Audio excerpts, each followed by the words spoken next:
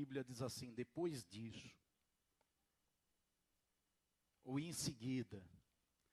Porque quando a Bíblia tem um relato que começa assim, depois disso, significa que aconteceu alguma coisa que motivou Jesus a uma ação, que motivou Deus a agir, que levou Deus a agir. Então, começa dizendo, depois disso, aconteceu alguma coisa. E esse alguma coisa serve de pano de fundo para o que vai acontecer agora. E diz aqui que depois disso, o Senhor designou 72 discípulos e o enviou, dividindo em grupos de 2 a 2. Eles foram na frente dele a todas as cidades e lugares para onde ele estava prestes a ir. Eles foram preparar o caminho para Jesus chegar. E Jesus disse para eles no versículo 2, a colheita é grande, mas os trabalhadores são poucos. Portanto, peçam ao Senhor da colheita que mande trabalhadores para a sua colheita. Vão. Eu os estou enviando como cordeiros entre lobos. Não levem bolsa, nem saco de viagem, nem sandálias, e não saúdem ninguém pelo caminho. Jesus fala isso porque a intenção não era que eles fossem e ficassem lá muito tempo. Eles apenas iam passar em algum lugar. Então, algumas pessoas espiritualizam demais e falam que o crente não pode ter bolsa, não pode ter... Não pode, quando vai viajar não tem que se organizar, não tem que ter nada, porque Jesus, não é, que Jesus estava dizendo, vocês não vão morar lá, vocês não vão ficar lá muito tempo, vocês vão ter uma experiência, é como o evangelismo que foi falado agora aqui, vocês vão para um lugar, por algum momento, para pregar o evangelho, estejam preparados, que não vai ser fácil, é isso que Jesus está dizendo, por isso que ele diz, não leve muitas coisas, não precisa se preocupar com muitas coisas. Quando entrarem numa casa, digam primeiro paz a esta casa. Se houver ali um homem de paz, a paz de vocês repousará sobre ele. Se não, essa paz voltará para vocês. Irmãos, a gente não pode ter resistência às pessoas. Às vezes a gente pensa que não pode se relacionar com uma pessoa que não tem o temor de Deus, que vive uma vida devassa, que a gente não pode chegar perto dela, que a gente não pode nem cumprimentar ela com paz. Às vezes a gente acha até que tem um irmão na igreja tribuloso e a gente não deve nem dar a paz do Senhor para ele. Esses conceitos estão errados. Jesus fala, dê a paz para todos. Se alguém não receber essa paz, não é filho da paz, essa mesma paz que você ofereceu, ela vai ficar sobre a sua vida. Ela vem sobre você. Então não precisa ter resistência a ninguém, Jesus está dizendo.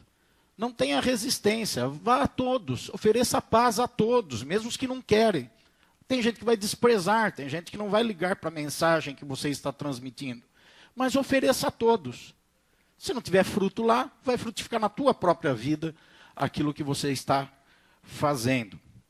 Fiquem naquela casa, comam e bebam o que derem a vocês, pois o trabalhador merece o seu salário. Não fiquem mudando de casa em casa. Quando entrarem numa cidade e forem bem recebidos, comam o que for posto diante de vocês. Versículo 9, ele comissiona a curar os doentes e a avisar que o reino de Deus está próximo. No versículo 10 diz que vocês vão ser rejeitados. Quando entrarem numa cidade e não forem bem recebidos, saiam por suas ruas e digam, até o pó da sua cidade que se apegou aos nossos pés, sacudimos contra vocês. Fiquem certos, o reino de Deus está próximo. Aí o Senhor fala de juízos e tudo mais para aqueles que rejeitam a mensagem do Evangelho, da palavra de Deus. Chegará um tempo que haverá juízo. Hoje as pessoas podem zombar, podem não aceitar, podem ridicularizar, podem fazer pouco caso, mas Jesus diz, mas chegará um tempo que haverá juízo sobre essas pessoas. Elas terão que prestar contas da forma como elas trataram o Evangelho, da forma como elas trataram a mensagem recebida. Elas terão que prestar contas. Foi oferecido para elas, elas não quiseram, elas terão que prestar contas. Hoje nós vamos falar sobre o valor da nossa vocação. Nós vamos pensar nessa palavra que tem origem no latim, que é vocare, que significa chamar, ou vocatio, que significa chamado. Então nós vamos pensar no nosso chamado, na nossa vocação, aquilo para que nós existimos, porque nós estamos aqui. Vocação, segundo o dicionário, é um chamado dado por Deus para uma missão específica, no campo religioso. E os frutos do atendimento disso beneficiam outras pessoas. Então o chamado não é uma satisfação do eu, não é eu me alegrar atendendo uma vocação simplesmente. Eu gosto de cantar, mas será que quando eu estou cantando as pessoas gostam que eu cante? Então não é uma satisfação do eu, é um benefício para outras pessoas. Atender a vocação é beneficiar outras pessoas, é cuidar de outras pessoas através daquilo. Nós temos um texto desafiador à nossa frente. Jesus diz: a colheita é grande, no versículo 2, mas os trabalhadores são poucos. Portanto, peçam ao Senhor da colheita que mande trabalhadores para a sua colheita. A primeira situação que eu quero focar a sua atenção é sobre a identificação da nossa vocação. Qual é a nossa vocação? Muitas pessoas estão confusas nisso, porque elas pensam que o exercício de ministérios específicos é a vocação. Tem pessoas que acreditam que a vocação é tocar na igreja, ou ir evangelizar distribuindo folheto, ou a vocação é pregar, ou a vocação é administrar a igreja, ou a vocação é ser diácono, é estar servindo os irmãos, ajudando na organização do culto, recebendo as pessoas. Alguns creem que a vocação é um ministério com crianças. Agora está tendo um trabalho lá com crianças lá embaixo, vários irmãos trabalhando lá. Tem um trabalho com os adolescentes. Algumas pessoas pensam que a vocação é servir no ministério de adolescentes. Nada disso é a vocação. Essas coisas todas são importantes e são expressões da vocação. Devem ser expressões da vocação que está sendo cumprida. A vocação não é isso. Isso é a ponta do iceberg, não é o iceberg. Ministrar o louvor como você fez hoje, Ricardo, e os irmãos que tocaram, não é a vocação. Isso é a parte aparente, é uma expressão de existir a vocação. Agora, nós vivemos num mundo em que muita gente aprende a expressar uma coisa que não é de verdade. A gente acostumou com a era da televisão, da tecnologia, do mundo virtual, das pessoas sorrindo na tela, como se fossem as pessoas mais felizes do mundo, e no fundo elas são tristes, elas são deprimidas, de pessoas falando coisas boas, mas elas são ruins. E nós vamos nos acostumando com esse tipo de coisa. Então, nós somos ensinados, na nossa geração, nós somos ensinados a expressar o que é certo, mas não ter dentro de nós o que é certo. Não expressar o que está realmente dentro de nós. Às vezes até na igreja a gente tem vontade de chorar e não chora porque fica pensando, o que a pessoa do lado vai pensar de mim? Eu tenho que ficar aqui feliz na igreja. Às vezes a gente acha que a gente tem que mostrar uma situação que não é o que a gente está vivendo. Nós somos ensinados a isso. Tem pessoas que fazem muita dívida, gastam muito dinheiro para tentar mostrar uma posição social que não é a que elas têm. O contexto social tem nos impelido a isso. Isso é muito perigoso, porque quando a gente pensa em vocação, a gente tende a julgar que essas coisas que nós fazemos no ministério é a vocação, quando não é. Qual é a nossa vocação? Nós primeiro precisamos entender qual é a vocação que cada cristão tem. E Deus já nos dá uma dica disso. Na verdade, Ele fala claramente a nossa vocação, já na criação, no começo da Bíblia, lá em Gênesis, quando Ele cria o homem, antes de criar, antes do homem existir, Deus fala, o Pai, o Filho, o Espírito Santo, a reunião da Trindade, eles falam assim, façamos o homem à nossa imagem e semelhança. Então, qual é a nossa vocação? É parecer com Deus. Essa é a nossa vocação, a ter a imagem de Deus em nós. Nós somos formados, chamados para isso, para parecer com Deus. Antes de existirmos, Deus já estava dizendo, vocês vão ser criados para parecerem comigo, para serem como eu sou. Vocês sabem a história bíblica, sabem que o homem foi feito à imagem e semelhança de Deus, veio o pecado, entrou no mundo, deformou o homem, quebrou essa imagem e semelhança de Deus. E aí o que Deus fez? Deus trouxe a sua imagem ao mundo, através de Jesus. Deus trouxe agora em forma de carne, em forma humana, a sua imagem ao mundo. Porque quando Deus, em Gênesis 1:26, diz, façamos a nossa imagem e semelhança, não era uma imagem física. Não havia um retrato de Deus que a gente foi copiado desse retrato físico de Deus. Era uma imagem emocional, uma semelhança emocional, uma semelhança racional, uma semelhança no interior, no conteúdo, e não no frasco, no vidro, na aparência, na embalagem. Era uma semelhança por dentro, o que Deus é no seu sentimento, o que Deus é na sua emoção, o que Deus é no seu caráter. Essa é a imagem. Agora, como o homem falhou e perdeu a imagem de Deus, perdeu a sua vocação, o que Deus fez? Deus pegou a sua imagem e colocou num frasco, num corpo humano. Então a imagem de Jesus veio num corpo. Veja a bondade e o amor de Deus. Deus podia deixar para lá e falar, não tem jeito não, essa gente não quer saber de nada. Eu fiz eles para atender uma vocação, eles se desviaram da vocação, então deixa para lá. Mas não, o amor de Deus fez com que Deus mudasse toda a história e trouxesse a Ele mesmo num corpo agora, de forma visível. E aí o que acontece? Lá vai os homens achar que tem que ter a imagem física de Jesus. Aí eles criam as estátuas, as imagens. Eles se apegam a um santo, entre aspas, sudário, e eles querem ver a foto de Jesus, a imagem de Jesus. Eles pintam Jesus, eles fazem a aparência de Jesus. Lembra que eu estava falando que nós somos ensinados a olhar um exterior, a mostrar o que não somos. Então as pessoas começam a querer uma imagem física de Jesus. E a idolatria impregnada na terra, e as pessoas vão ficando presas a isso.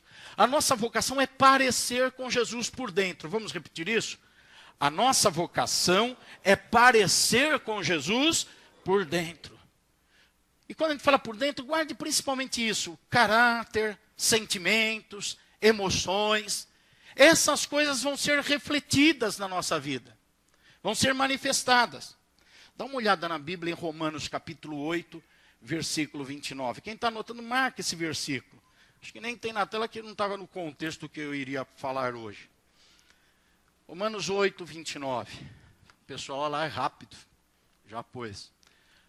Diz assim, ó, aqueles que de antemão conheceu, também o quê?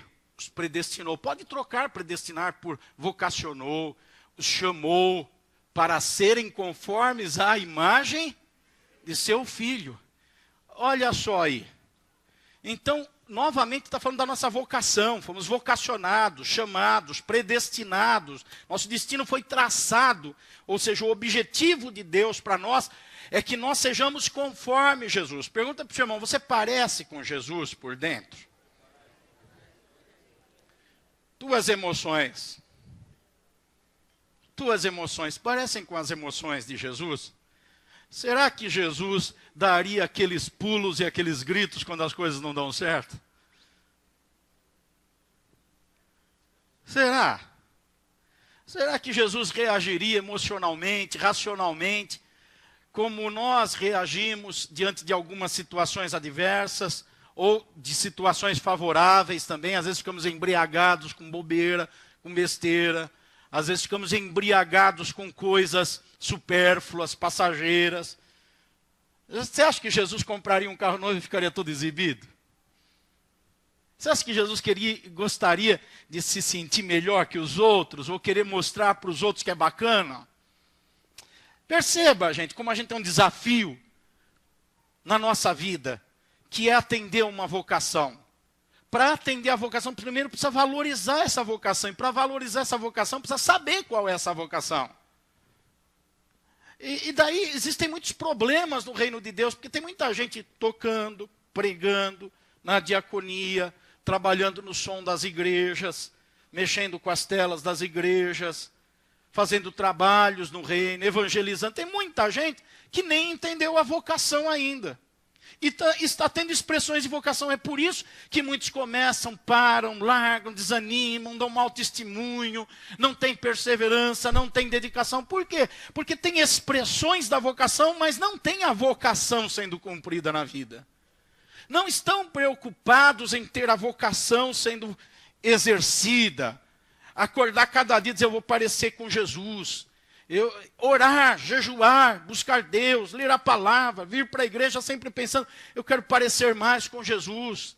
Eu quero ter a minha vida mais moldada a Jesus. Essa é a minha vocação. É daí que vai emanar as outras coisas. É verdade que aquela pessoa que atende à vocação de parecer com Jesus, que essa é a nossa vocação, ela não vai ficar parada.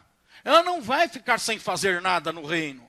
Ela não vai se acomodar. Ela não consegue. Por atender à vocação de parecer com Jesus, eu não consigo ficar parado.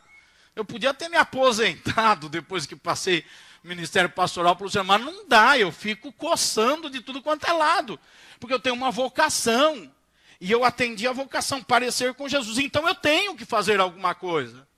Porque quem atende a vocação, parecer com Jesus, é impelido a agir. É levado a fazer algo, a ver as necessidades e atender. A procurar resolver as coisas. Não é isso que Jesus fez o tempo inteiro quando estava aqui dentro da embalagem que foi dada a ele, que é a carne humana, para que a imagem dele fosse mostrada, não a imagem da embalagem, mas a imagem interior. Então é lógico que vai fazer algumas coisas, mas tem muita gente não fazendo nada no reino de Deus, porque não atende à vocação. E tem outras pessoas fazendo errado, e muito errado, pelo mesmo motivo. Não atende à vocação. E tem muita gente que até começa a fazer certo, mas esquece a vocação, e a vocação passa a ser o que está fazendo, e não parecer com Jesus, e acha, não, eu já pareço com Jesus. Que é isso? Nós vamos ver a vida inteira e tem sempre alguma coisa a mais a parecer com Jesus. Nós vamos ficar a vida inteira orando, jejuando, lendo a Bíblia, vindo à igreja, buscando a Deus, e ainda tem alguma coisa a mais para parecer com Jesus. Não é imediato. Não é assim da noite para o dia e nem de um ano para o outro. Parecer com Jesus é uma missão, é uma vocação para a vida inteira. É a vida inteira. O pregador de 80 anos de idade, que já pregou 60 anos, ele ainda precisa parecer em algo com Jesus que ele não parece. Agora tem gente que parece um pouquinho com Jesus e já pega e substitui essa vocação por algo que está fazendo no reino. Aí depois não dá fruto, aí depois desanima, vem a luta, abandona. Porque a vocação é parecer com Jesus. Pessoas às vezes acham que eu sou áspero no ministério porque não deixo qualquer pessoa exercer ministério, e as pessoas olham ministério e serviço no reino de Deus como teoria ocupacional. Como é que é? Terapia, desculpa, fugiu a palavra. Terapia ocupacional. Então não é terapia ocupacional, você faz lá no clube que você frequenta. Terapia ocupacional faz no condomínio que você mora. Vai lá, seja síndico lá, que Deus te dê graça. E para os outros mais ainda. Então, tem a terapia ocupacional nas comunidades onde você vive. Na igreja não é terapia ocupacional. Ministério de dança para terapia ocupacional. Ministério de cantar para terapia ocupacional. Não é. Não é. É o reflexo de alguém que atende à vocação. Então, na minha vida inteira, quando eu vejo que alguém não está atendendo à vocação, mas quer ter reflexo, eu não permito, para o bem daquela pessoa. Porque senão ela vai ficar embriagada pensando que ela está servindo a Deus e não está. Porque ela não está fazendo aquilo para que ela foi criada, para parecer com Jesus, para ser a imagem de Deus. Ela não está atrás disso, mas está atrás de uma terapia ocupacional. E a gente não pode deixar as pessoas ficarem enganadas, a gente tem que mostrar para elas. Algumas não gostam disso. Algumas ficam tristes, algumas até saem da igreja, algumas até desviam do evangelho. Porque elas não querem entender. Mas a gente não tem prazer de ver as pessoas tristes, nem delas se afastarem de Jesus. Mas nós não podemos fazer do reino de Deus terapia ocupacional. A missão de cada um, do pastor da igreja, o mais novo membro da igreja que se converter, vai se batizar ainda, a vocação é a mesma. Parecer com Jesus. É a mesma vocação para todo mundo. E qualquer outra coisa que é feita precisa derivar disso. Não substituir isso. Não ocupar o lugar disso. Mas precisa derivar disso. Quando há 2 anos e meio eu entreguei o pastoreio da igreja, alguns pastores e líderes meus falaram, você não vai aguentar. Você vai voltar. Alguns falaram, porque eu fiz isso e eu voltei. Eu dei as contas para o pastor que eu coloquei no lugar e eu voltei no lugar dele. Eu lido muito bem com essa situação. Muito bem, tranquilamente com essa situação. Por quê? Porque a minha vocação não é o púlpito. A minha vocação não é o pastoreio da igreja. A minha vocação não é um ministério específico, a missão desafio, que eu já estou preparando pessoas para assumirem ela.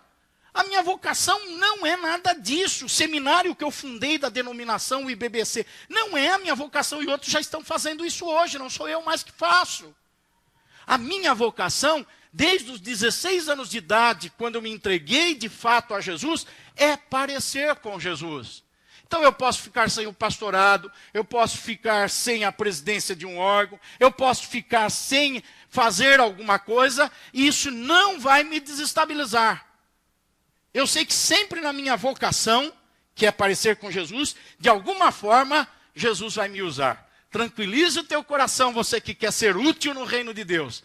Atende a tua vocação e Jesus vai te usar. Ele vai te usar. Ele vai te usar. Não precisa ficar preocupado. Ele mesmo vai fazer as coisas acontecer. Agora, atende à vocação. A gente se realiza na vocação. Parecer com Jesus.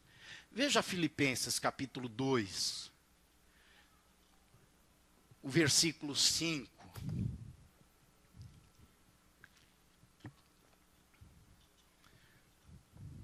Seja, olha lá na tela, seja a atitude de vocês a mesma de Cristo Jesus. Quando parece com Jesus por dentro, as atitudes vão ser a mesma. Então, o reflexo, a ação, o que é visível, vai se tornar ligado àquilo que é por dentro. A boca fala do que o coração está cheio. Então, o que é por dentro vem para fora. A vocação é parecer com Jesus. Aí, quando a vocação é atendida, a atitude é a mesma de Jesus. Volta um versículo, 2 versículos antes. Versículo 3, por favor. Versículo 3. Deixa eu ver se é o 3 ou o 2. Nada façam por ambição egoísta ou por vaidade, mas humildemente considerem os outros superiores a si mesmo. Fala para o seu irmão, você é maior do que eu, irmão. Olha, nós falamos, mas isso é verdade. A consideração é assim. Considere os outros superiores a você mesmo. Não tenha ambição, não seja egoísta, não tenha vaidade, seja humilde. Aí é Jesus por dentro. É Jesus por dentro, é a essência de Jesus. É o que a gente tem que parecer. Essa essência de Jesus. O versículo 4. Cada um cuide não somente dos seus interesses, mas também dos interesses dos outros. Cuide do que o outro tem interesse, não do que você tem interesse. Isso é parecer com Jesus. Volta no versículo 2. Por favor, Filipenses 2, 2. Completem a minha alegria tendo o mesmo modo de pensar, o mesmo amor, um só espírito e uma só... Como que é possível isso, gente? Todo mundo aqui é diferente. Como é possível isso? Todo mundo aqui tem cultura diferente, foi formado diferente, tem personalidade diferente, tem temperamento diferente, olha a vida por prismas diferentes, e a Bíblia fala, tenham o mesmo modo de pensar, o mesmo amor, um só espírito, uma só atitude. Como que isso é possível? Um monte de gente junto que cumpre a vocação, parecer com Jesus. Então, um monte de gente diferente juntas, mas todas no mesmo objetivo, parecer com Jesus. Aí vai ter o mesmo modo de pensar, não vai ter essas discussões bobas. Ah, o irmão acha isso, mas eu acho aquilo, e eu não concordo. Não vai ter isso. Não vai ter. Porque mesmo sendo diferentes, parece com o mesmo, que é Jesus. Então começa a refletir Jesus. É Jesus falando, é Jesus andando, é Jesus fazendo, quando cada um de nós estamos nos movimentando na vida. Porque parecemos com Jesus. Então a nossa vocação é parecer com Jesus. E depois que a gente parece com Jesus, tem um passo imediato. Um passo imediato. Depois que a gente parece, não. Quando a gente vai evoluindo, crescendo nesse parecer com Jesus, que a gente nunca vai estar conforme a imagem completa de Jesus. Isso vai se completar na eternidade. Mas quanto mais a gente cresce em parecer com Jesus, há um reflexo imediato. Fala para o seu irmão, evangelizar. É o reflexo imediato de parecer com Jesus. Para que Jesus veio ao mundo? Ele veio trazer boas novas de salvação. Já antes dele vir, antes de Maria engravidar, o anjo já falou para ela: você está grávida daquele que vai trazer boas novas de salvação. Ele veio para isso, para evangelizar. Eu vim para salvar quem estava perdido. O primeiro reflexo é evangelizar. Pregar o evangelho para as pessoas. A gente prega o evangelho para o crente e a gente prega o evangelho para o não crente. Hoje a gente gasta mais tempo pregando para o crente no Brasil. Para ver se o crente se converte. A gente gasta mais tempo pregando para o crente. Mas não pode desistir disso. Tem que continuar pregando para o crente. Tem que continuar. Não pode parar. Mas é pregar o evangelho. É proclamar a salvação. Veja na sua Bíblia aí, 1 Pedro, capítulo 2. 1 Pedro, capítulo 2, versículo 9. Marca isso também, você que está anotando aí. Olha lá quem nós somos. Geração eleita, sacerdócio real, nação santa, povo exclusivo de Deus, para quê? Para anunciar as grandezas de Jesus. Anunciar as grandezas de Jesus. Aí fala de uma pessoa. Anunciar as grandezas daquele. Não são coisas que nós anunciamos e pregamos. É uma pessoa que nós anunciamos e pregamos. É Jesus. O que ele fez? Ele nos tirou das trevas e nos colocou na luz. Nós anunciamos ele, Jesus Cristo. É ele que nós pregamos. Paulo diz isso. É a Cristo que nós pregamos. Ainda que os judeus se escandalizem e os gregos achem isso uma tolice. Mas nós pregamos é a Cristo. É a Jesus. Não é o que ele faz. O que ele faz é ferramenta da pregação. Mas nós pregamos ele. Para que anuncieis as grandezas daquele. Dele, Jesus. Quem ele é. Agora, é por isso que muita gente, quando vai pregar Jesus, só fala de dinheiro. Não, irmão, vamos pregar agora, vamos abrir a Bíblia, porque Deus vai te prosperar, vai te dar dinheiro, vai te dar casa, apartamento. Porque para eu falar de alguém, eu tenho que conhecer alguém. Quanto mais eu conheço esse alguém, mais eu tenho subsídio para falar desse alguém.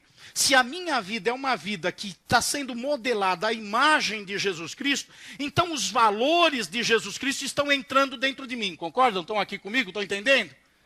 Se eu estou sendo modelado a ele, se você está sendo modelado a ele, os valores dele estão entrando dentro de você. E aí, quando você vai anunciar as grandezas dele, quais valores você vai anunciar? Ah, irmão, pensar que a grandeza de Jesus é um carro novo? Barbaridade, né, tchê? Misericórdia. Né? Pensar que as grandezas de Jesus é uma posição, as grandezas de Jesus... Ah, misericórdia. Agora, quando você se aproxima dele e recebe as grandezas de Jesus na sua vida, porque você é a imagem dele. Você está atendendo à sua vocação. Aí essas grandezas de Jesus estão na sua vida. Ah, minha paz eu vos dou, não como o mundo vou lá dar. Aquela paz que excede todo o entendimento. Quando tudo está confuso, mas há uma serenidade interior. Por fora as coisas não estão dando certo, mas tem uma paz, uma segurança, uma confiança interior. Lá dentro tem uma tranquilidade que não dá para explicar. Morreu a mãe e você não está descabelado, você está É lógico, está triste, mas você está confortado, você está consolado, você está enfrentando o problema, você teve uma adversidade e você não se suicidou, não se matou, não matou ninguém, mas você tem uma adversidade e você soube reagir. Por quê? Porque as grandezas de Jesus estão na tua vida. As grandezas de Jesus te dão base, te dão sustentação, te fazem uma pessoa que mesmo nos conflitos sabe respirar, pensar, não se descontrola, não faz besteira, mas sabe pôr a cabeça no lugar. Por quê? Porque essas grandezas de Jesus veio para dentro de você, então você anuncia essas grandezas. Você transmite essas grandezas de Jesus. Então a vocação, ela é expressa primeiramente em evangelizar, em pregar. Agora, eu quero constatar uma coisa, eu quero declarar uma coisa, que é fato, é verdade. A maioria de nós não evangelizamos. A maioria de nós não evangelizamos. Nem crente, nem não crente. A maioria de nós não faz isso. Por que não fazemos isso? E eu não estou falando isso criticando. Quando eu digo nós, não é aqui nessa igreja. Os crentes, em geral. A maioria não evangeliza. Não prega. Por que não prega? Por que não evangeliza? O texto do versículo 2 me mostra algumas coisas de por que não fazem. Primeiro, diz que a colheita é grande. A colheita é grande. O trabalho de evangelizar não é um trabalho improdutivo, estéril, desmotivador. Pelo contrário, a alegria de evangelizar e trazer uma pessoa a Cristo é indizível. Não dá para transformar em palavras. Não dá para contar para outro e fazer outro sentir aquela alegria pelo que a gente sente quando conduz alguém a Cristo. E é duradoura. Eu levei meu avô a Cristo há 28 anos atrás, quando ele vivia no Espiritismo por 80 anos da sua vida.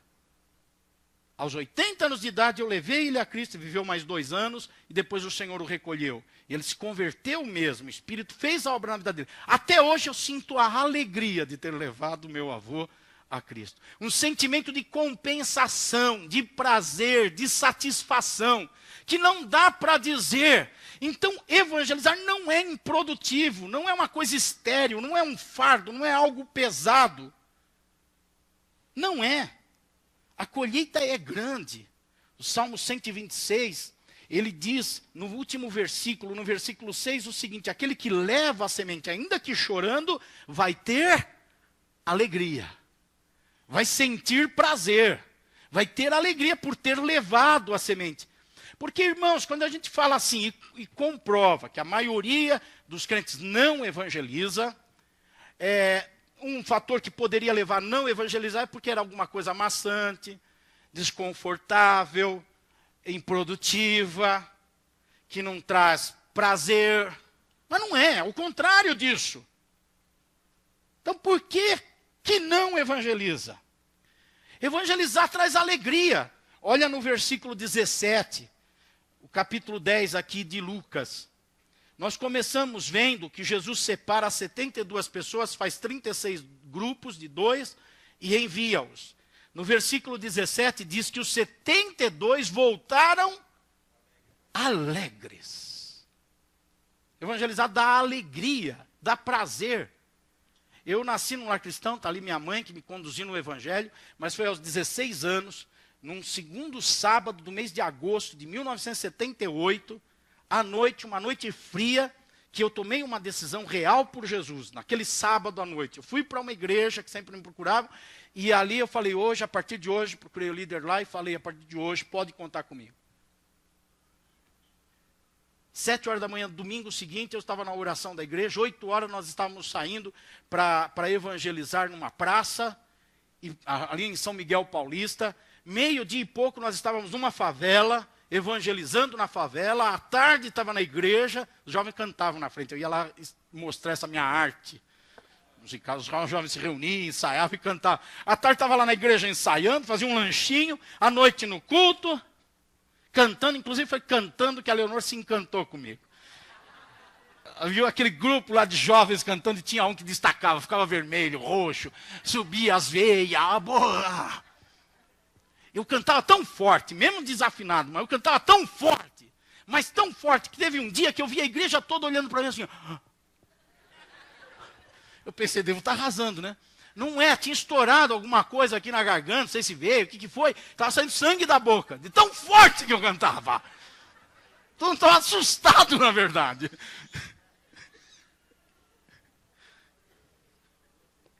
Mas eu estou contando isso para vocês para mostrar que traz alegria evangelizar. Dá prazer. A gente ia naquela época dos 16, 17 anos, não sei se até 18, 19, 20, tinha no Largo da Concórdia, onde era o lugar de São Paulo onde ficavam as prostitutas. E todo sábado à tarde a gente estava lá num grupo cantando, pregando, orando pelas pessoas, levando tomatada nas costas, ovos nas costas, xingamento, zombaria. Mas a gente estava sempre lá. Traz alegria evangelizar. Traz prazer evangelizar. Por que não evangeliza? Se traz prazer. Se não é improdutivo, porque se fosse triste, se fosse improdutivo, se fosse algo que traz descontentamento, eu entendo por que não evangelizar. Mas por que não evangeliza? Primeiro, porque existe um preço a pagar para evangelizar. Vocês lembram que eu comecei nas duas primeiras palavras aqui do versículo 1 de Lucas 10? Eu falei sobre o depois disso. Vocês lembram que eu disse para vocês que quando aparece isso é porque aconteceu alguma coisa? O que aconteceu antes? Olhe no versículo 57 do capítulo 9 de Lucas. A partir do 57, alguém chega a Jesus e fala, eu vou te seguir onde você for, Jesus. Jesus fala, olha, eu não tenho muita certeza do que eu vou fazer hoje, nem sei onde que eu vou dormir hoje. Eu não sei nem onde que eu vou reclinar minha cabeça hoje. Me seguir e fazer o que eu faço não é uma situação de estabilidade, não é uma situação de conforto. Veja o meu exemplo, eu não sei nem onde que eu vou hoje, diz Jesus para aquele moço. Aí, para outro, Jesus fala, vem você e me segue. E a pessoa diz assim, deixa meu pai morrer primeiro, depois eu vou enterrar ele e depois eu te sirvo. Não tem gente fazendo isso? Eu vou terminar minha faculdade, eu vou terminar meu curso, eu vou me formar. Eu conheci um pastor que ele falava sempre assim, depois que eu me aposentar, ele trabalhava fora, ele era contador. Depois que eu me aposentar, eu vou servir ao Senhor. Hoje ele está no fim da vida, fez muito pouco no reino. Faz alguma coisa, mas muito pouco.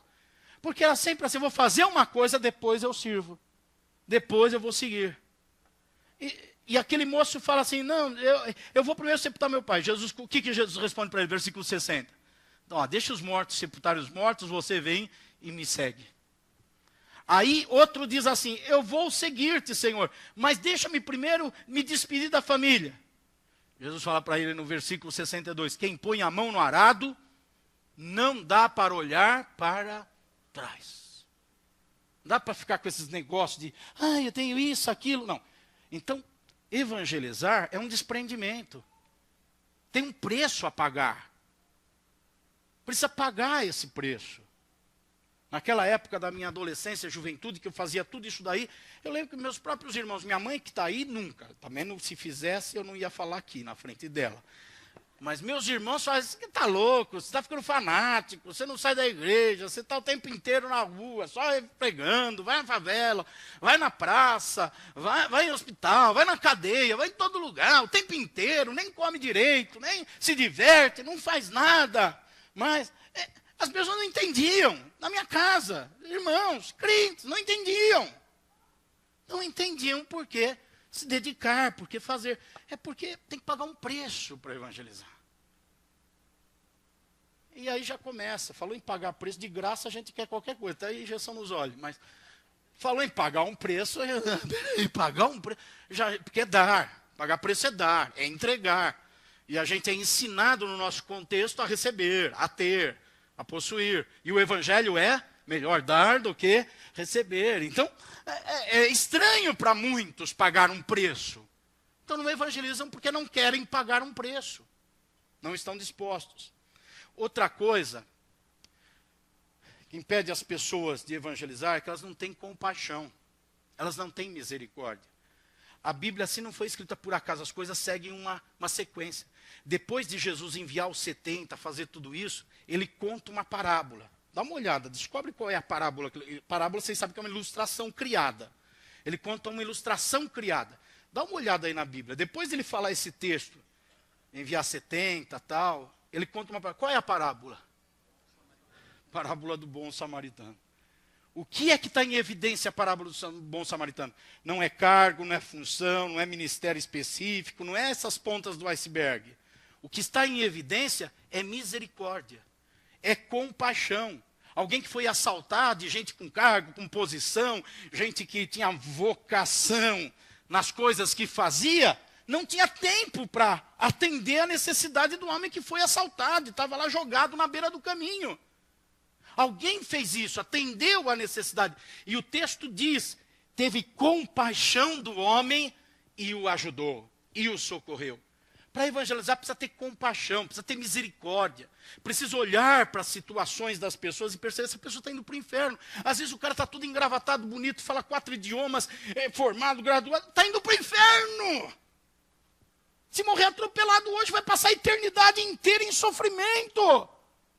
É ter misericórdia. A gente tem misericórdia de quem não tem café com leite de manhã.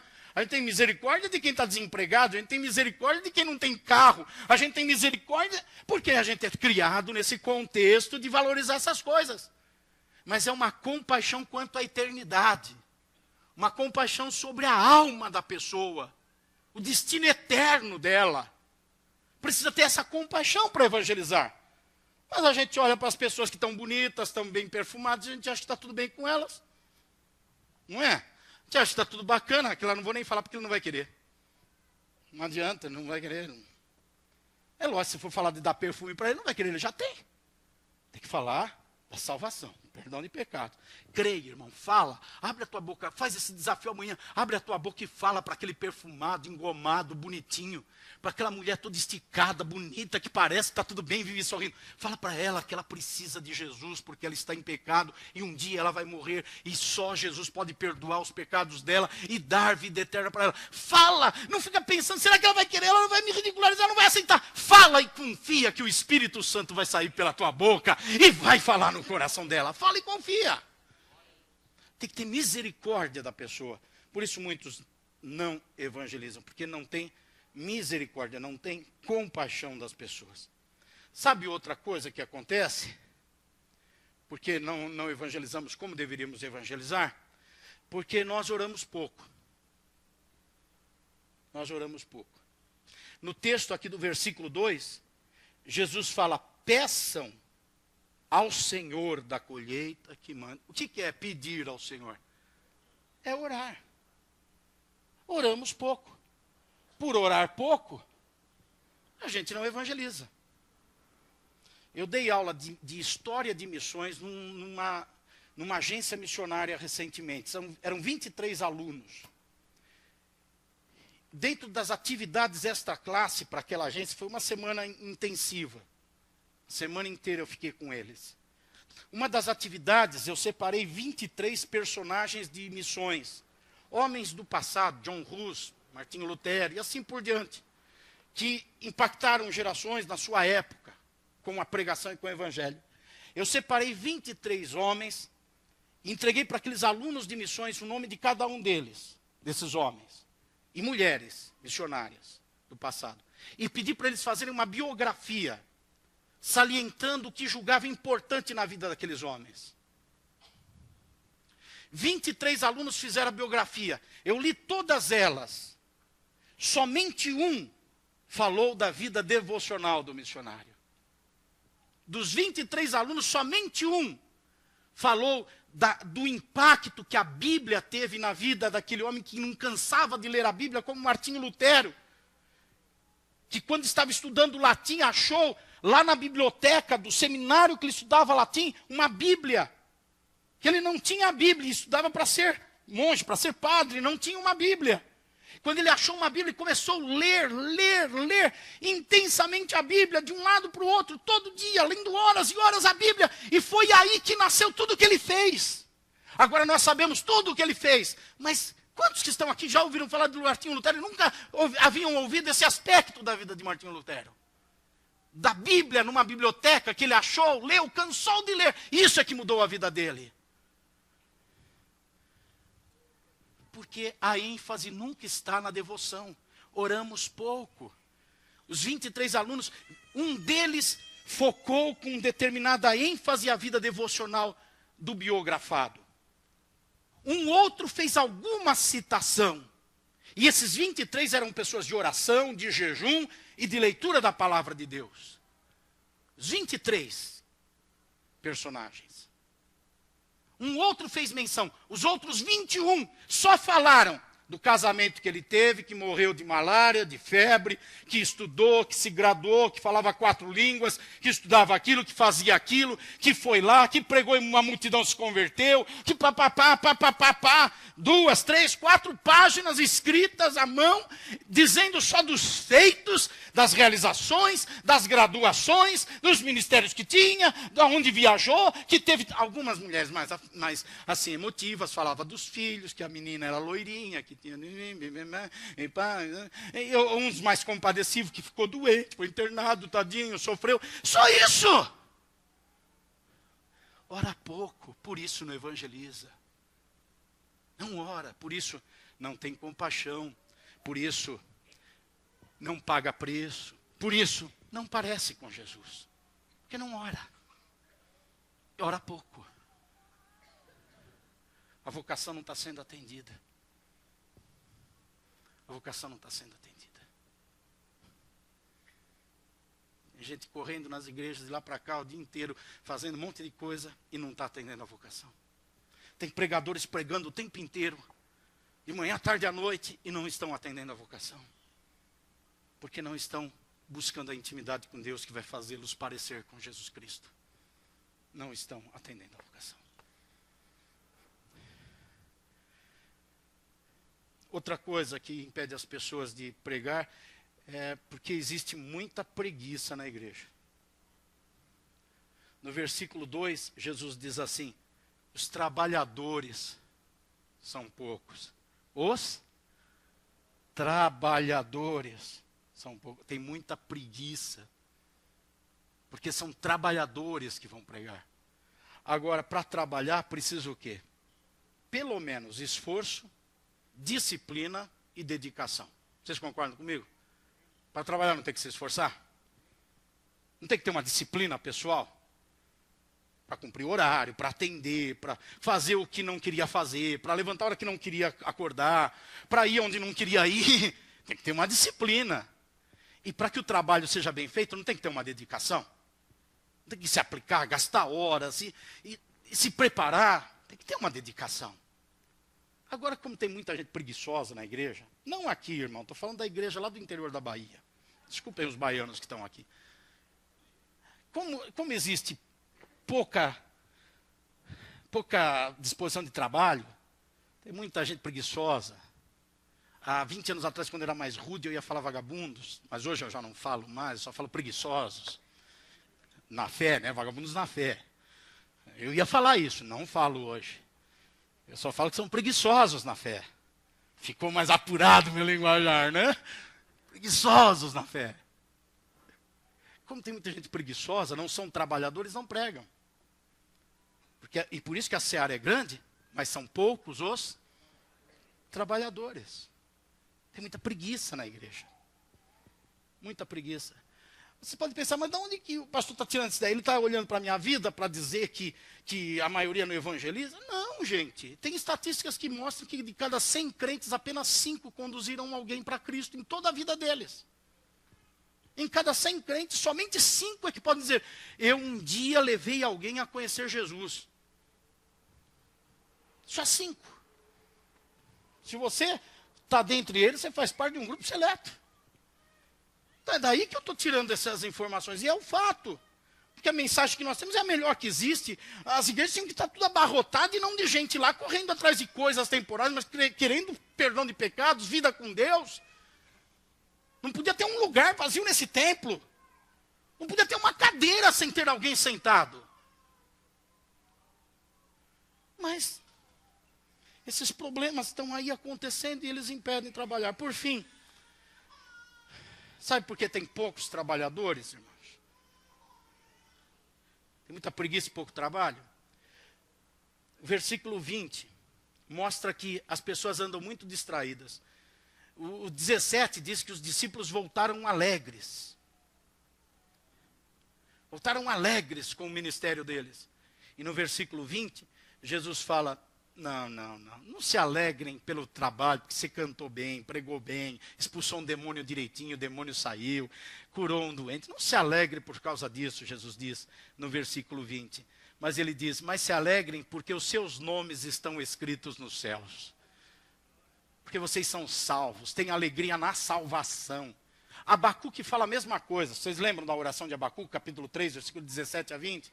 Vocês lembram da oração de Abacuque? Abacuque fala assim, ainda que eu não tenha vacas nos currais, ainda que o fruto da videira não vingue, ainda que a oliveira não produza seu fruto, ainda que falte tudo o que eu preciso, eu me alegrarei no Deus da minha salvação.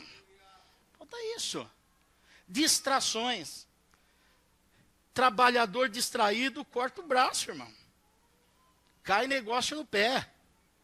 Fazer academia outro dia, o professor lá falou para pegar aquele negócio de peso assim e levantar, né? Fazer assim, ó. Dei uma distraída, peso de 5 quilos que estava na mão, dei uma distraída e meti no dedão. Tá até agora assim, meio latejando. Eu falando com vocês, latejando. A distração leva a prejuízos. É muita gente distraída. Agora, Jesus afirma que os trabalhadores devem assumir uma postura de passividade quanto aos cuidados pessoais, mas de ação quanto ao reino, quanto ao trabalho de pregação. Mateus 6,33 diz assim, busquem primeiro o reino de Deus e a sua justiça, e as demais coisas busquem depois, Não. As demais coisas virão para vocês. Fiquem passivos, que as outras coisas virão para vocês. Eu colocarei sobre vocês. As outras coisas vão chegar para vocês, mesmo se vocês não procurarem. Agora, busque primeiro o reino de Deus e a sua justiça. O que é justiça? É perdão. Justiça quer dizer perdão. Busque o reino de Deus e o seu perdão. O que é perdão? Eu busco para mim o perdão e quando eu já sou perdoado, eu busco perdão para outros. Como é que eu busco perdão para outros? Pregando, evangelizando. Então busque o reino de Deus e a sua justiça, e as demais coisas serão acrescentadas. Mas a gente está tão distraído, né? Tem tantas coisas importantes que a gente tem que fazer nessa vida. Temos tantas coisas do nosso interesse. Agora, nós temos que fazer uma opção. Ou nós cuidamos de nós, ou cuidamos do reino. Não dá para cuidar dos dois. Não dá. Ou eu busco os interesses do Senhor no reino, e confio que Deus vai cuidar dos meus interesses, ou eu cuido dos meus interesses e deixo o reino de lado. Aí eu não vou ter tempo para o reino, eu não vou ter disposição, eu não vou ter vontade. E eu não vou evangelizar, porque eu estou deixando o reino de lado. Você está lá com o teu cliente, você está querendo vender alguma coisa para ganhar uma comissão, e o cara está com um baita problema na família, você não vai ter vontade de ficar 2, 3 horas com ele, conversando sobre o problema dele, orar por ele, abrir a Bíblia para ele. Porque o que você está querendo é abrir o talão de pedido. Não é a Bíblia. É o talão de pedido que você quer abrir. A Bíblia é na igreja. Agora a gente nem abre, porque está na tela.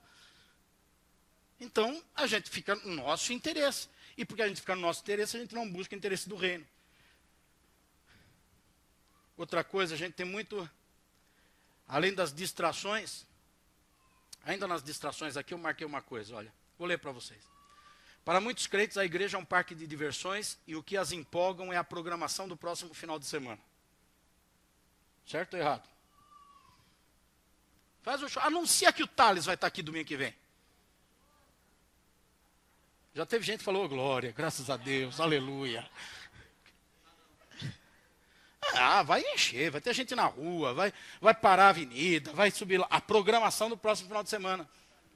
Alguns anos atrás, eu acho que foi a primeira vez que eu fui para a América, para os Estados Unidos. Eu lembro que eu estava lá, não sei, na casa de alguém, ou no hotel, não lembro onde que eu estava, que eu peguei um jornal da cidade e eu vi lá a programação das igrejas. Venha para a igreja tal, porque hoje tem isso e aquilo. Aí do lado assim, não, venha para essa igreja, porque isso tem aquilo. No outro, não, venha para essa. Porque... Eu pego os classificados e vejo, bom, deixa eu ver o que eu quero hoje. É assim. Muitas distrações. Até mesmo os cultos tornam-se atrativos dependendo da capacidade do dirigente e do pregador de serem divertidos. A gente gosta daquele pregador que fala, ou a gente se emociona, aqueles são mais emotivos, gosta, ele fala, eu choro tanto, eu gosto de ouvir ele. Aí o outro, não, ele fala, eu dou risada o tempo inteiro, eu gosto de ouvir ele. Escuta, nós não estamos aqui para rir ou para chorar, nós estamos aqui para receber a palavra de Deus que vai modelar a nossa vida. Se a gente ri ou chora, tanto faz.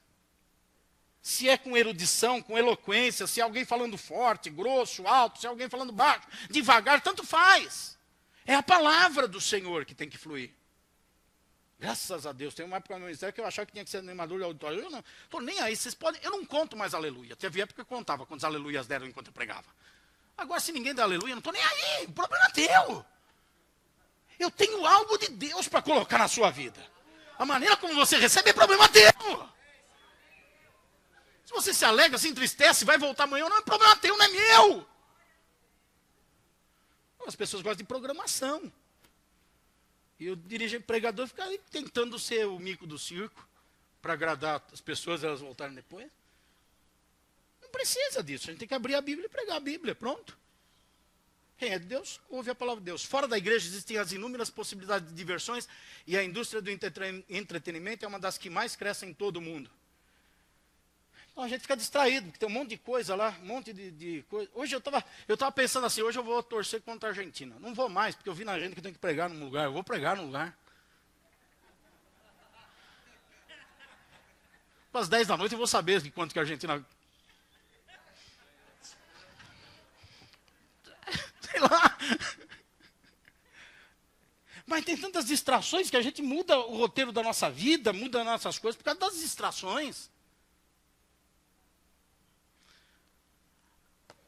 A turma da igreja não está sempre perguntando qual é a próxima curtição, quais os próximos embalos de sábado à noite. São as distrações, isso daí é que impede. Os discípulos chegam todos distraídos. Estamos felizes, nós expulsamos o demônio. Jesus joga aquele balde de água fria neles. Baixa o fogo aí, gente. Vocês estão muito contentinhos pelo que fizeram. A lei de vocês só pode estar numa coisa: o nome de vocês está no céu. O que ele está falando? Não se distraia com nada. Não é porque o teu ministério é efetivo, você está indo bem, ou porque deu certo. Não, não se distraia com nada. A única alegria tua é o teu nome estar no céu. Isso é maravilhoso, gente, porque se compra um carro, a gente não vai ficar alegre porque compra o carro. Se funde o motor do carro, a gente não vai ficar... Se rouba o carro, a gente não vai... Porque a alegria não está colocada em coisas. Está colocado no nome escrito nos céus. Esses são os que não se distraem. Quem está assim, com carro ou sem carro, está evangelizando. Quem está alegre porque o nome está no céu, com problema ou sem problema, está evangelizando. Agora quem não está, não consegue evangelizar. Por quê? Porque está tão apertado pelas dificuldades, tão oprimido, que não consegue falar de boas novas para os outros. Está cheio de opressão na vida. Como é que vai falar de boas novas para outras pessoas? Outro motivo por que a gente não trabalha é por causa do nosso desejo de estabilidade. Note no versículo 7 aqui de Lucas 10 que Jesus diz assim: fiquem naquela casa e comam e bebam o que derem a vocês. Quer dizer, Jesus fala, vocês vão para um lugar, se tiver que dormir lá, fica na casa que abrir a porta, se der alguma coisa para comer, come, o que der para comer, come. Veja, não tem uma estabilidade, não tem uma garantia. Não tem. Hoje em dia, os pastores, os pregadores, eles vão para algum lugar, eles querem garantia. Quanto que vão pagar minha gasolina, quanto vai ser a oferta, e tem bilhete de metrô, e tem vale, qual é o cachê. Tá uma preocupação com todas essas coisas, que é estabilidade. Não tem estabilidade para ser um pregador. Não tem.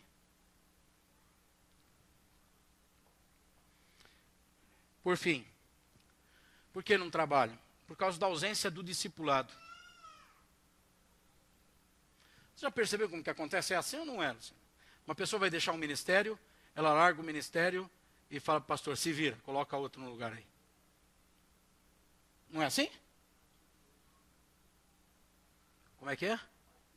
A partir de hoje não dá mais. Agora eu entrei na faculdade, a partir de hoje já não dá mais. Agora eu estou trabalhando aquilo, a partir de hoje já não dá mais. A Bíblia não é assim. A Bíblia tem discipulado. Eu saio, mas eu preparo alguém para fazer aquilo que eu estava fazendo. Pego alguém que faça com o mesmo porte, com a mesma capacidade que eu estava fazendo, coloco alguém que eu preparei. É assim que é a Bíblia. Eu trabalho fazendo café para a igreja. Eu não vou poder mais fazer café, eu vou ensinar alguém a fazer café. Deus está me dirigindo que eu tenho que fazer outra coisa e não um café. Está certo, Deus só vai dirigir quando você treinar alguém para fazer café. Senão não é Deus que está te dirigindo. É o discipulado que tem que acontecer. Mas as pessoas não fazem. Tem muita gente preguiçosa. É mais fácil falar para o pastor, se vira, pastor.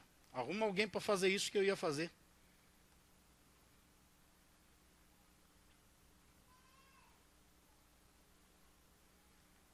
Eu marquei aqui que tem duas situações nesse texto e contexto que mostram os impedimentos para o discipulado. A primeira delas está aqui no capítulo 9, do versículo 46 a 50. O que está acontecendo aí, gente? Dá uma olhada na sua Bíblia aí. O que está acontecendo? Alguém aqui mais de trás, que sempre aqui da frente fica repetindo, até porque está perto, né? O que está acontecendo, versículo 46 a 50? Uma discussão, o que eles estão discutindo lá? Hã? Rose? Quem deles é o maior? Eles estão lá preocupados em saber quem é o maior. É por isso que não tem, um dos impedimentos do discipulado é esse. É gente que está discutindo para ver quem é mais importante, quem é maior. Até que ponto que eu sou reconhecido, até que ponto que me dão um valor, até que ponto que a minha posição é importante. Isso impede discipulado. Impede. É lógico que se alguém se sente grande fazendo alguma coisa, você vai deixar o outro fazer? Eu sou grande fazendo isso, eu vou deixar o outro fazer? Eu vou treinar alguém para fazer no meu lugar? Eu vou preparar alguém? Não, isso é muito importante. E como tem esse anseio de ser grande, não é possível. Agora, o que mais que está acontecendo?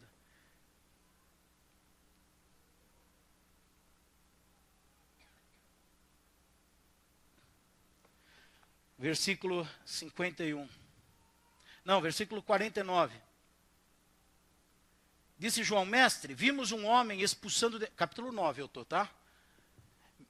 Vimos um homem expulsando demônios em teu nome. Procuramos impedi-lo, porque ele não era um dos nossos. Fica imaginando a cena. O cara lá endemoniado. E alguém lá, sai em nome de Jesus, os demônios saindo. E chega João e fala assim, não, volta demônio, volta. Volta, que isso? Ele não é dos nossos, como é que está te expulsando? Procuramos impedi-lo de expulsar, mano. Volta que eu que vou expulsar, eu tenho carteirinha.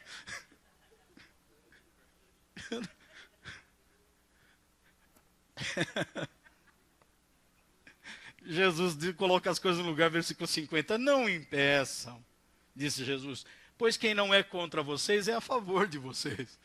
O cara não é da sua igreja, mas ele está expulsando demônio, deixa expulsar. Deixa expulsar. Isso impede discipulado. No discipulado, as palavras-chave são envolver, repartir e desaparecer. Então, para que a gente deixe outros fazer, treine outros, a gente precisa envolver outras pessoas, repartir o que a gente tem com aquelas pessoas e desaparecer. Dar lugar para elas. Deixar elas fazerem. Discipulado. Não é se livrar. Eu dirijo gêmeos, não aguento mais. Vocês vão dar uma dor de cabeça. Deixa eu me livrar, deixa eu envolver alguém. Repartir com alguém e eu vou desaparecer. Não é isso que eu estou falando.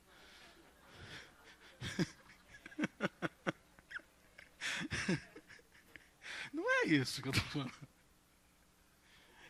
Irmãos, eu sempre falo isso, porque faz parte da minha vida. Quando eu entreguei a igreja, que vocês não sabem, de quinta-feira, nos cultos, vocês estavam aqui cultuando, e eu, nos primeiros meses, eu pegava o carro e ficava rodando aqui em volta, doido de vontade de entrar. Mas eu sabia que iria inibir. Né? Então eu tinha que dar uma desaparecida. Quantas vezes eu ficava em casa chorando nos cultos de domingo à noite, porque eu queria estar aqui pregando. Mas eu tinha que dar uma desaparecida. Discipulado. Não é porque eu não queria estar. Como até hoje. Não é porque eu não quero estar. Mas o discipulado. A seara é grande, são poucos os trabalhadores. Peça ao Senhor da seara que envie trabalhadores para a seara. Agora, uma coisa é certa. Pode parecer que a mensagem de Jesus ela é pessimista, e a mensagem que eu estou pregando também é pessimista no sentido de que tem pouca gente para servir e trabalhar. Saiba de uma coisa, gente. O reino de Deus é tão poderoso, a mensagem é tão forte, o Espírito é tão capaz e Jesus está tão presente, que mesmo quando as pedras não clamam, Lucas 19, quando estes não clamam, as pedras clamarão. Então, se alguém se encosta, diz, não, eu não vou fazer nada, estou muito ocupado, estou cuidando das minhas coisas, eu não quero, não posso, estou com preguiça, todas essas coisas que nós vimos aqui, não quero pagar preço, não fica pensando que o reino para, não. Não fica pensando que o reino para. Jesus está tão presente que ele levanta a pedra. Ele levanta quem não era para ser. Ele pega o que não sabia e ensina. Ele pega aquele que não dava nada por aquela pessoa, e aquela pessoa que ninguém dava nada, de repente se torna aquele que vai realizar a obra do Senhor. Porque sempre Deus vai encontrar aqueles que não se prostram diante de Baal. Sempre Deus vai ter nas cavernas, nos vales, nos lugares escondidos, aqueles que estão prontos para servir. Minha oração a Deus é que cada um de vocês, cada um de nós, seja um desses que Deus encontre, dispostos a serem trabalhadores na seara do Senhor. Preparados, vencendo tudo o que tem que vencer para ser dedicado na nossa vocação, que é parecer com Jesus. Quem parece com Jesus, eu não precisava nem pregar tudo isso. Porque quem parecer com Jesus, não tem como ficar parado. Vai fazer algo. Amém? Vamos aplaudir ao Senhor pela sua palavra.